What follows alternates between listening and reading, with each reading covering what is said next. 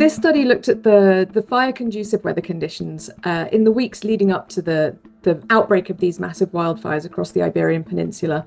So we know that it's been very hot in this area across the whole of Spain and Portugal for the summer, but in particular, AEMET have said that this coincided with the hottest 10-day period, or the most intense 10-day heat wave that Spain has ever seen, and also the longest period of heat wave conditions, which was 16 days of heat wave conditions.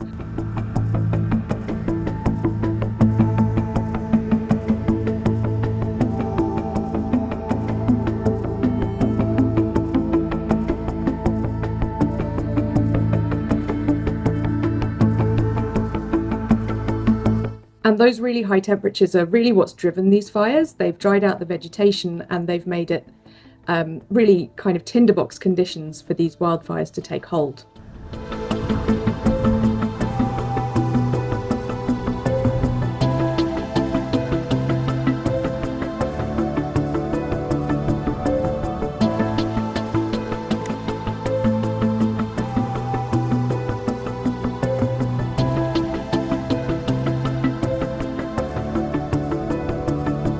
And what our study has found is actually these kind of temperatures and these kind of fire weather conditions are not that unusual in the current climate. We would expect to see similar conditions, similar fire weather conditions, maybe once every 15 years at the moment. But without climate change, without human-caused climate change, these conditions would have been really unusual.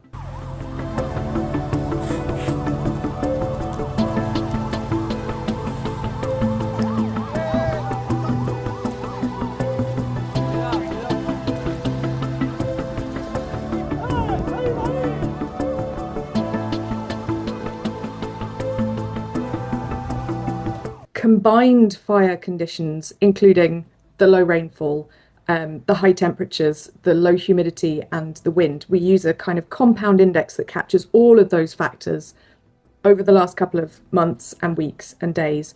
That's what this daily severity rating is.